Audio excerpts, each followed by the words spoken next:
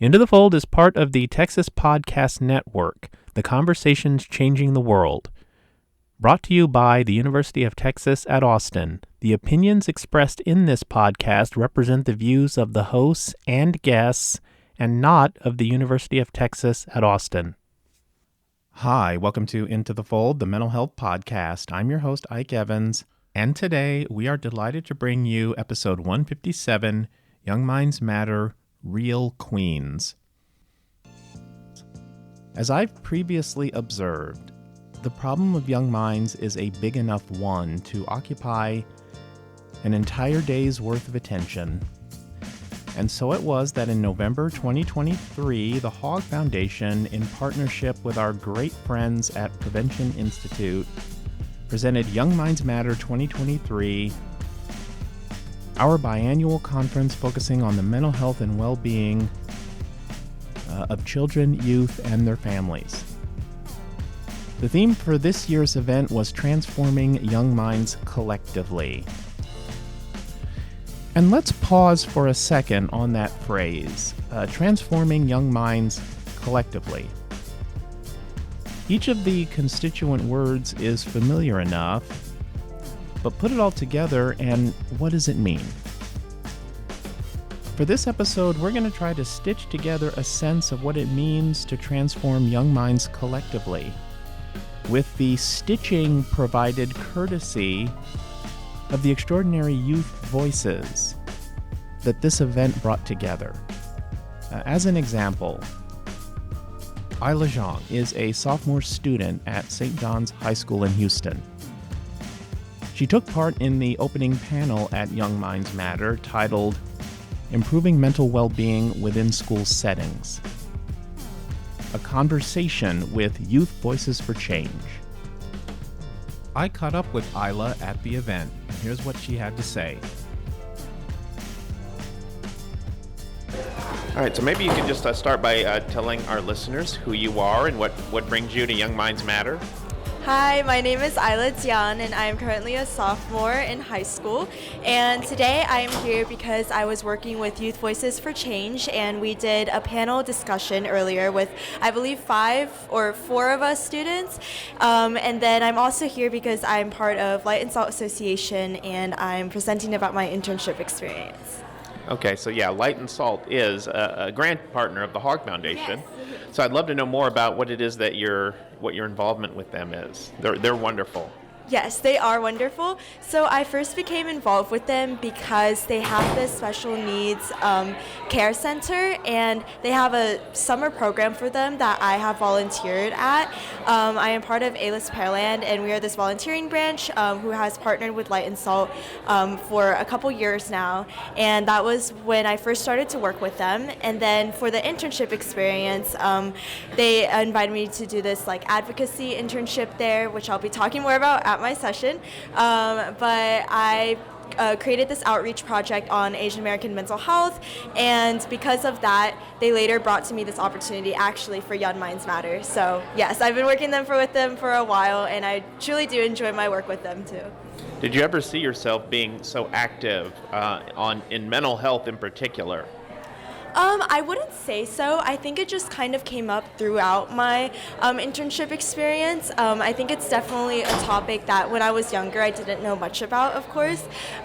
Same thing with attending a conference like this. I used to be pretty shy, but since I've started working at this internship and also different opportunities through school and outside of school, I definitely do believe that that has made me I'm able to reach out to more people now, and I really do enjoy this. And with mental health, I do believe ever since I started doing my project at Light and Salt, that is kind of what propelled me to kind of work more into mental health. And I actually am more involved now because of my opportunity at Light and Salt. I am more involved within the field of mental health at my school as well. Okay, so I did catch your panel this morning. What did it feel like being up on stage in front of everybody? Yeah, actually, I thought it was an amazing experience because I get to see so many people here for similar reasons on hoping to listen to us youth. And I think it's such a great feeling because I'm able to share my thoughts and ideas that all of us panelists have been working on for a few months now. And yeah, it felt very casual in a good way because I'm able to feel comfortable in front of the audience as well. And I'm glad that they were there to listen today. Okay, well, Isla, thank you so much. We really do appreciate it. Yeah, of course. Thank you so much. Isla won't be the last voice that we hear from today, but I thought that now would be a good time to get to our main interview and to introduce y'all to our first ever guest host. She is Nakia Sims, a Houston area mother, person with lived experience, and a member of the Hogg Foundation Contributors Circle. She was given the task of interviewing our featured guest for this episode, Brandie Meister, a mental health advocate and vice president of Real Queens Fix Each Other's Crowns, an Austin nonprofit dedicated to enhancing the mental well-being of women and young girls. She also presented at Young Minds Matter.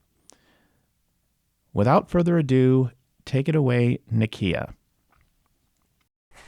Hi, my name is Nakia Hillary Sims. I'm here with the Hogg Foundation, and I am so honored to be here with Brandie Meister with Real Queens Fix Each Other's Crowns. So, Brandie, would you mind sharing with us what brought you to the conference and maybe expound upon what you hope to gain from the conference? Absolutely. So Real Queens Fix Each Other's Crowns is a nonprofit focused on the mental health of women and young girls.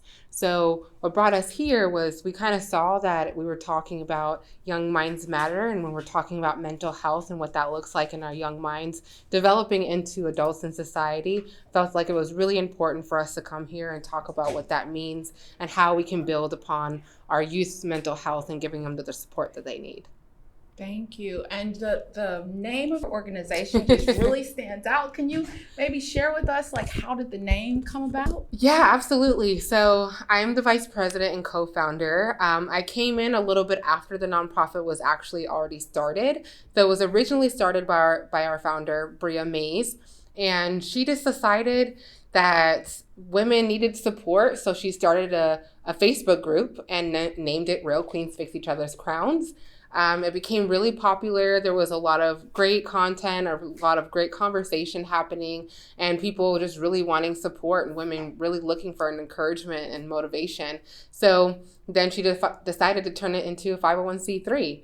And when she did that, they started hosting events, doing toy drives, and just kind of odd and ends kind of events that weren't really focused around anything, but it was really just more towards supporting women.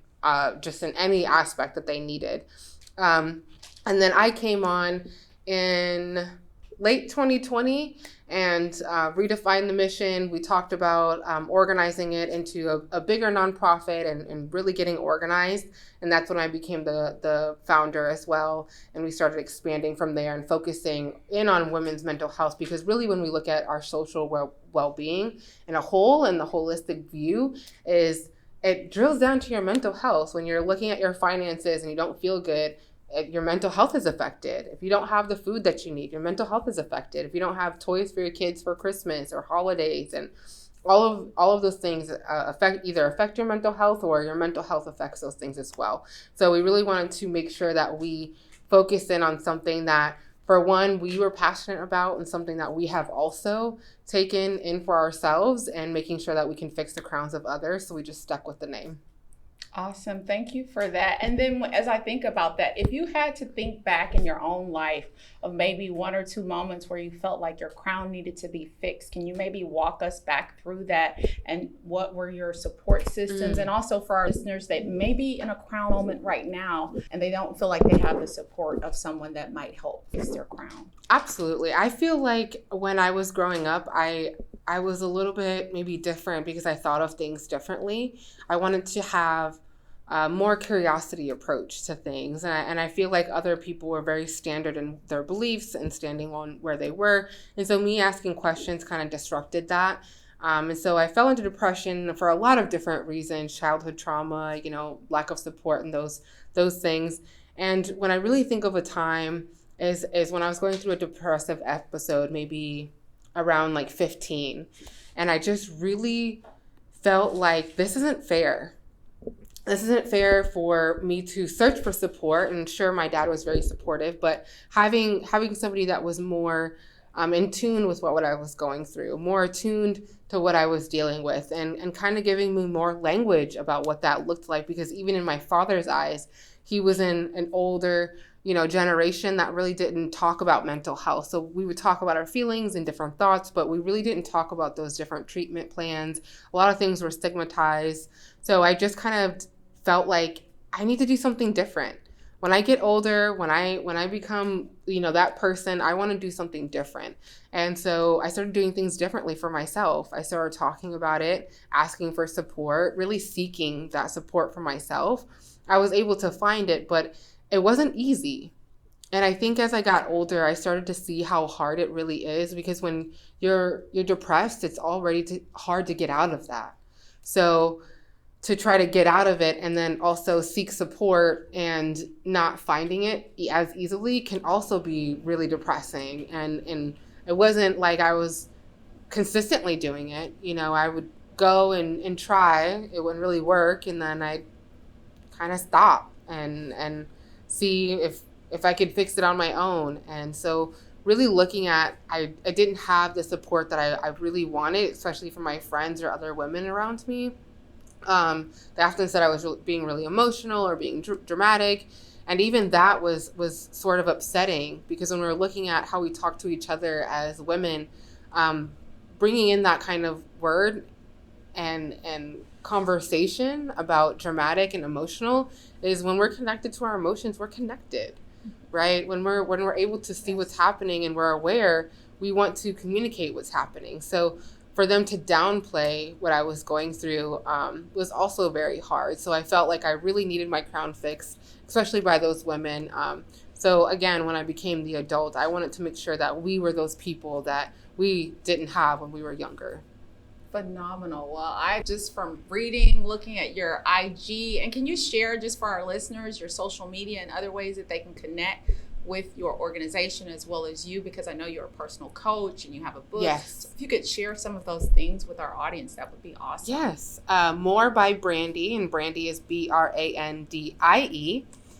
Real Queens TX on most social media. You can find me at Brandie Meister on basically anything, Facebook, LinkedIn, all those good networks to use. You spoke about my book. That's something I'm kind of vulnerable about sometimes, because it was something that was sprung out of those moments of going through life, of going through different turmoil and situations and chaos. And so what brought about that was a lot of journaling that turned into poems that eventually turned into a book that I published last year. I did get a little bit uncovered with that. I felt very exposed when I published my book. It was exciting at first, and then I felt really exposed to the world because it's really hard to be seen. So I am picking it back up. I am relaunching, doing a reading in Austin, January 20th, and really kind of self-discovering what that looks like and why I really put it down and what that felt like for me. Because being a creative is an expression and it's an outlet for me, and I want to continue that. And I have plenty other poems that I would like to publish as well. So I want to get comfortable with that vulnerability and allowing myself to be open. So Open to the Moon was really inspired by everything that has happened in my life and everything that I've gone through. And so putting that into words and sharing that with the world was just very drastic, really, at first. So I am excited to get more into that creative aspect outside of my wellness business, more by Brandie and Real Queens. I would like to still be in that creative space and continue to write. Hi, it's Ike again. Nakia and Brandie are not finished, but I thought it would be a good time to bring you a couple more participant voices from Young Minds Matter. So here goes.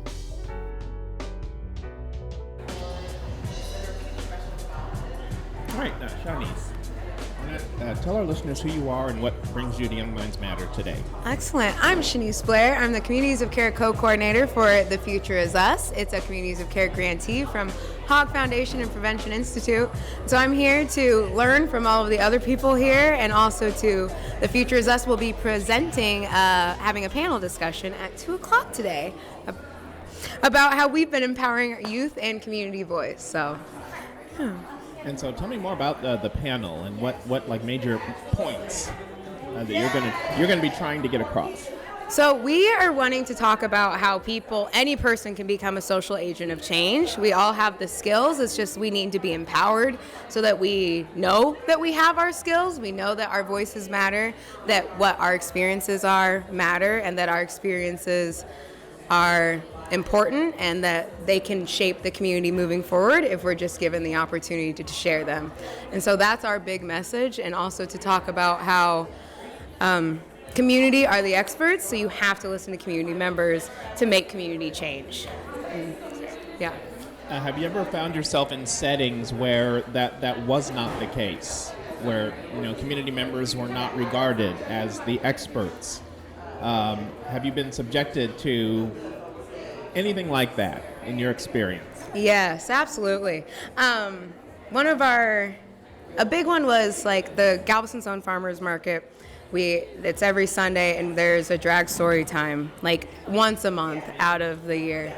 And some city council members were not happy about it, and they stirred up the city, but a bunch of community members showed up to talk at the city council meeting during open comments about how important the farmers market is. And 40 people showed up to speak on it, and the city still made their decision to no longer allow the farmers market to be at the city parking lot, because a farmers market is to sell food, nothing else. And so that was really eye-opening to me about how community leaders don't always care about community voice, even when community voice shows up and turns up and shares about what they're wanting to talk about.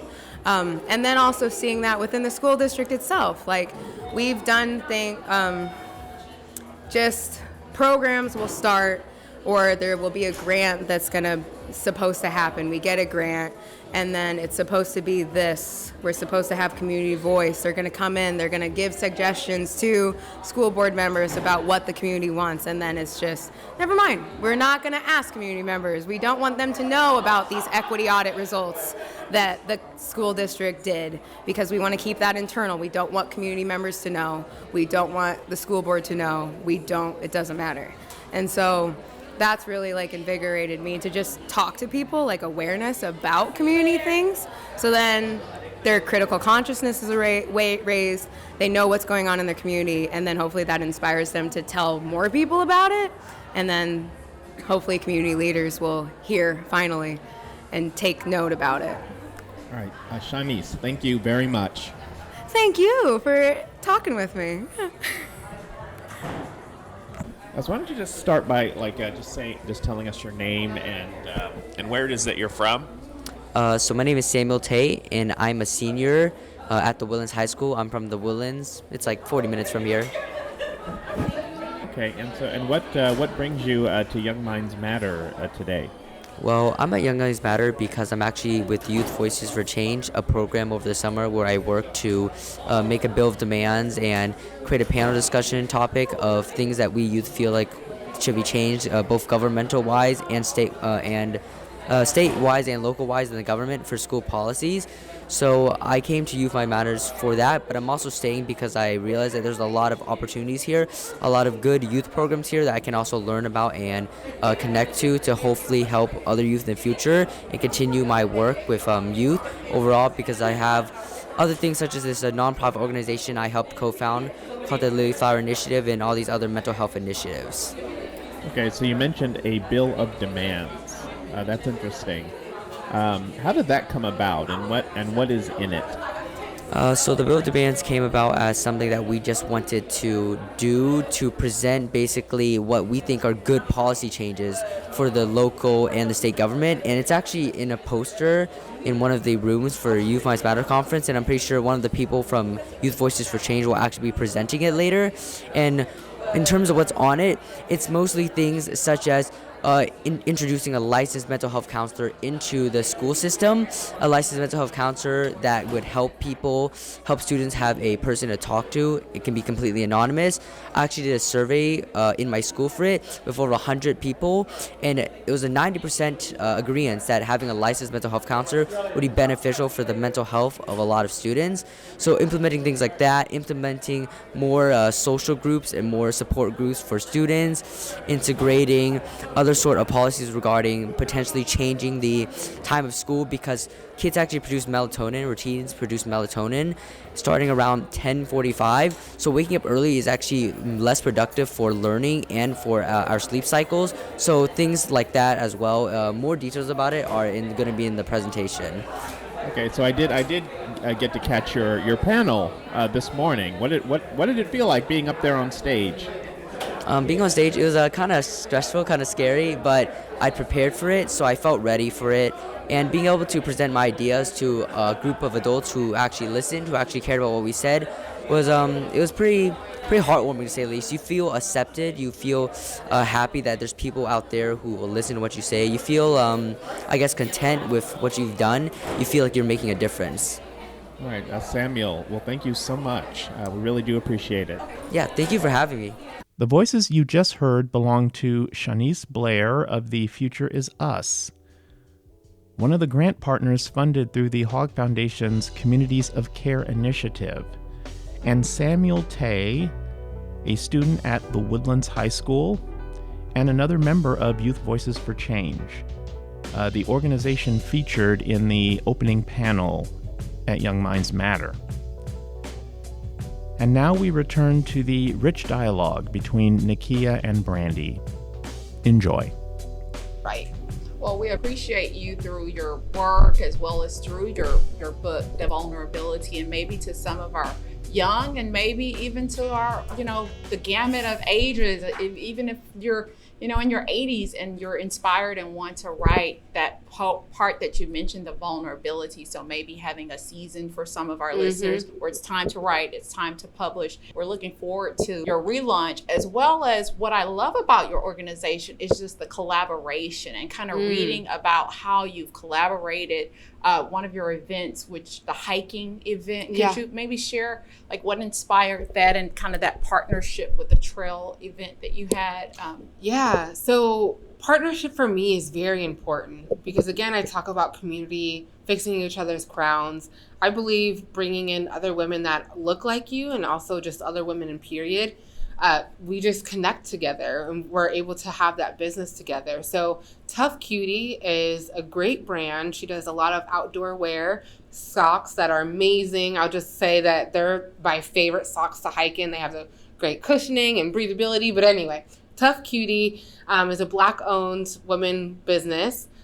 We met through when we did I believe it was last year. The years are flying by so fast, right? So 2022, we did a relaunch for our mission, and she found me on LinkedIn randomly, came to our Real Queens event. We stayed connected. I saw what she was doing. I loved it because a lot of times, oddly, as Black people, we don't want to go outside or think hiking is something that is not for us. And she definitely wants to change that mindset of our Black community and our women in that community as well. So she's, launching a lot of great products to be sure that we can get into this space. So naturally enough, having a hiking event that promoted her products as well, we always want to collaborate with practitioners in this space that are also doing the work and giving them a space to promote what they're doing, bring our community into their community and kind of exchange information and build a bigger, broader community for Queens to expand and have all of the resources they need. Wonderful. And that kind of brings to mind, as I was reading when you had your new board members, you talked about new heights for your organization. And as we're talking right now, kind of on the cusp of maybe 2024 and looking ahead to maybe even, like your book To the Moon, 2024, 2029, what are some things that you kind of envision as far as new heights for the organization, maybe this time next year or even 5 years from now? I think for all of us, 5 years from now would look like having a wellness space that we can bring communities in. A lot of times now we're changing venues. We have to rent out a space to do some of our events. Even when we want to do some support groups and things, it's kind of hard to find the space, especially if we're already limited on funding and things like that, which is also a thing that we would like to get. So when we're looking at funding, when we're looking at our events, when we're looking at our community, having a space that is central, that they can come to, they can get the support they need, they can get the mental health treatments they need, whether that be therapy, the community healing events, and having that space for all of us to come together and do that. What it looks like in 2024 is we're adding some programming. So we usually have quarterly workshops that look like various things. Like you said, the trail therapy. We also did roots of wellness, self-care, self-love. We did a sound bath this year, focused around health, hair, alternative ways of healing outside of therapy, taking care of yourself. So we're going to bring back some of those workshops, but we also want to add some other programming for our youth, which look like more Real Talk programs. So our Real Talk is a guide for young girls' mental health. So young adults, young women. We currently have a partnership with HT to do Houston Tilson for the ones in Austin. And what we do is a 10-week program for the young women to learn about their mental health and influences around their mental health and how to get healing strategies around that. So we would like to expand that program to other colleges, expand the program with Houston Tilson, and then also we want to do possibly a mindfulness wellness retreat in May for Mental Health Awareness Month. So that's something we're looking forward to as we grow and get funding, and our board helps support that for us. We're able to bring in those more initiatives that support our wellness initiatives. And that alludes to an important part too, because you talked about the importance of, the impact of mental health and the connection between finances. Mm-hmm. And I think individually for, people that are running and a part of nonprofits, how important like compensation and having finances and having the time, to travel and hike, as we both enjoy hiking. So just, and to our listeners, I want them to kind of make sure that they're aware of that, like you mentioned, May, and having the funding for that. Have you found, and I've been on some grant review panels, and I'm always pushing for collaboration when, there are larger organizations, mid-sized organizations. What would you just want to say to our listeners when it comes to specifically for your organization as it relates to funding, maybe collaboration through funding? Like I said, I advocate for that to be a requirement or for there to be extra points when there's collaboration.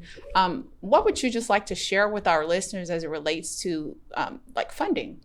Yeah, I think there's a stigma around nonprofit and funding. So often people, when we're looking at funding, especially organizations, they, for one, want to see if you've already done it. So that means you have to come out of pocket for yourself. You do it for free.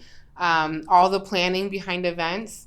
And then they look at funding the specific project that just goes into only funding the project as it is, and that doesn't include compensation. So all of the 20 plus hours it takes a week to run certain programs, certain operational things in the background, engaging with community partnerships and engaging in vendor relationships so we can get that, nonprofit discount or whatever that looks like.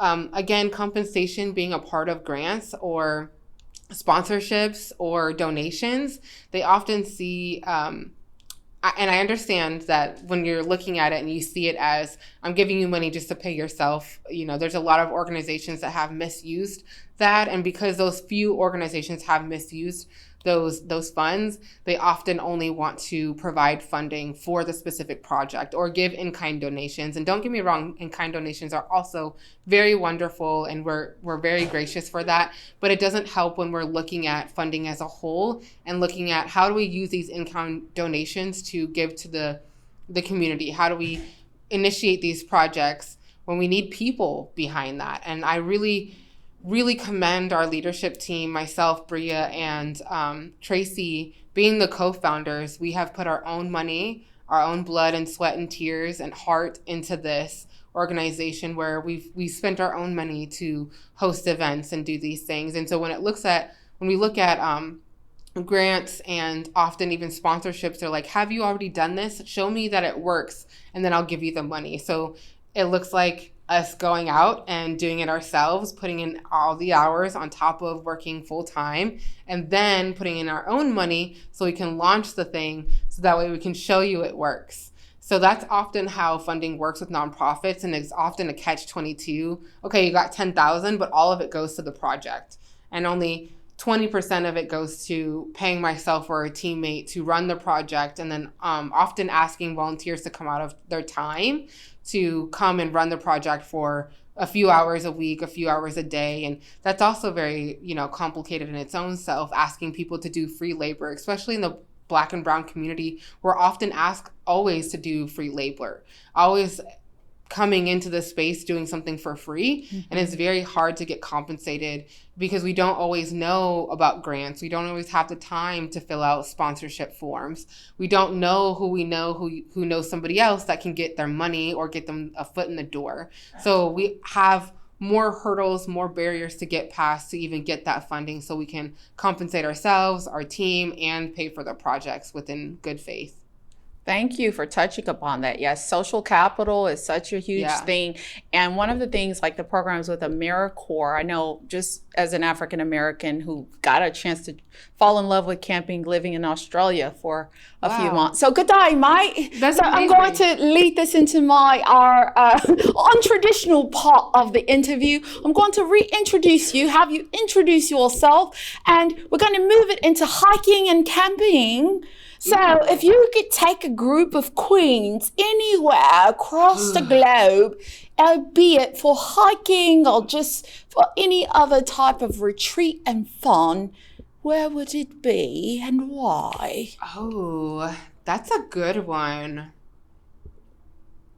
I feel like I'm a sucker for beaches, but then I also love mountains. So I'm kind of getting stuck between the two. And this weird weather is leading me into like the Dominican. Okay. I went to the Dominican a few years ago. The beaches are amazing. The food is great. The people are great. Really close to the sun, so lots of great sun, especially in the wintertime. I think I would love to go there, and crystal blue waters. I mean, the fish are so, like, you can see them in the water. It's so beautiful. I think if we had a retreat or camping or some sort of like outdoor thing there, that would be so amazing. I would love to do that. I think we even went to like a cave excursion one time, and that was really, really cool. It was like a little lagoon inside the cave and was swimming in the water. I would love to bring people into another country to experience something that we don't often experience here in America. That's amazing. Well, we just created a vision board for our listeners and all of you all. Yes. We think outside the quadrilateral parallelogram. We think outside of the box. So you never know who is listening, who we're 1 degree of separation from AmeriCorps to the NOLO program, where people can take travel funds and use those funds instead of school to travel. And so just what we're hoping for you, and I'm hoping for you, just from, being a fan from afar and having the honor and pleasure to hear you at the conference today, and the mindfulness and the meditation and just learning so many gems from you. I'm hoping that the funding and whatever is in your vision, in your head, written, that all of those things will happen. And the next time that we're talking with you with the Hogg Foundation, it will be a reflection on all of those things that have happened. Thank you. You're very welcome. Shay, me showing off a little of my Mandarin. And is there anything else that you would like to share personally, professionally, or anything else you would like to share with us today? I would just say, always take care of yourself. Drink water, sleep, do your self-care, making sure you're taking time for yourself as well. We do have free therapy right now currently through BetterHelp on our website at realqueens.org. My business, More by Brandie, is a mindfulness and wellness company that does a lot of training and workshops with leaders or employees in the workplace to really make sure that we're taking care of our employee wellness, being better leaders in that space as well. Of course, my creative adventures will still continue, and you can find a lot of that information on brandiemeister.com. I'll be relaunching that, so it'll host a lot of the things that I'm doing as well. And just to continue to support your local nonprofits, anything that you're really passionate about. 10, 20 bucks, whatever you can give can really, really help lead that initiative forward, because they're probably coming out of pocket and doing this out of a labor of love for the community because they have a passion for it. So make sure you support your local nonprofits. Thank you again, the phenomenal, incomparable, amazing Brandie Meister, and we will be following her on all social media platforms, and we will just continue to provide the support, not just in words and through the other ways, which are great, but the financial component is equally important. And so just thank you again, and we're just continuing looking forward to the amazing things that you will continue to do. Thank you so much for this opportunity to express what we're going through, what we're doing, and hope to talk to you soon. Looking forward to it. Thank you. Thank you. Round it out. Thank you to Nakia Sims for the wonderful job that she did interviewing Brandie. And if you want to know more about their organization, Real Queens Fix Each Other's Crowns, you can visit their website at realqueens.org. Before we take it home, I thought I'd drop in on one last pair of Young Minds Matter participants. Dr. Hina Azam is Director of Outreach and Marketing for the Ibn Sina Foundation, based in Houston. They are a part of the Asian Americans Attaining Awareness Collaborative, another collaborative formed through the Hogg Foundation's Communities of Care initiative. And joining her is Rakshita, a volunteer for the event. And so let's listen in on what they had to say. All right, so for our audience, just tell us who you are and what brings you to Young Minds Matter today. Hi, my name is Hina Azam, and I am the Outreach Director of Outreach and Marketing at Ibn Sina Foundation, which is a nonprofit organization that provides medical, dental, diagnostic, specialty, and mental wellness to low-income, uninsured, and underinsured population. Yes, hi, I'm Rakshita. I'm a graduate student from UT Health, majoring in epidemiology. I'm volunteering for YMM today. I'm here to learn more about all the organizations and for some networking. And so what are just some of your main takeaways from the event? Tell us a little bit about your experience, things that you learned. I think it was a great conference. What we learned is the issues that are going on in the community, especially with the younger and young population, and we have been part of this collaborative. And through this collaborative, we were able to address many concerns, especially in the youth. We have been able to expand our services based on the need of the community. So we have expanded our mental wellness services, to having 4 psychiatrists as well as 6 counselors who are addressing these issues, especially with what we are finding out about suicide rate that has gone up in the younger population. So I think it's a great initiative. We got to learn a lot through the discussions. We found a lot of resources that we can connect the patient with those community resources, and also we've seen that we're not alone in this, and it's a great strength to see that there are so many people who are willing to work and come together and address this issue as a whole. It's a great platform. This is my first time attending this conference, and definitely I will be back. And I did learn a lot apart from volunteering, the organizations and what are their offerings to the community. And it's always nice to give back something to the community and help out what we can to do it. So it's a great platform for everything, to learn more about the organizations and what are the programs, because a lot of people don't know more about these programs and organizations which are there to help people. So it's a good platform so that I can go back and educate my friends regarding this and networking and all those things. Yeah. Great. Well, thank you very much. Thank you. So where are we now? Every voice that we have heard from so far is a living embodiment of transforming young minds collectively, both the doing of it and the results of it. The transforming part comes in the emphasis not just on alleviating distress or fixing poor mental health outcomes, but on empowerment, making one's way through the world and in the process forging new pathways that others can follow. The collective part comes in the fact that we are not just talking about individual transformation. We are talking about youth well-being as both a product of and a driver of concerted group action. So what we're left with is just a lovely working hypothesis, one that we can do a lot with. And that is, to really be there for young people entails a readiness to work together toward their empowerment. And then letting the empowered voices of young people inform what we do. We hope that you enjoyed this episode. You can find related resources for this episode in the episode description. Please leave us a review and subscribe to us on iTunes, Apple Podcasts, Google Podcasts, TuneIn, Spotify, or wherever you get your podcasts. Production assistance by Anna Harris, Kate Rooney, and Daryl Wiggins. Thanks as always to the Hogg Foundation for its support. Music courtesy of Odyssey. Taking us out now is Anna's Good Vibes by my good friend Anna Harris. Thanks for joining us.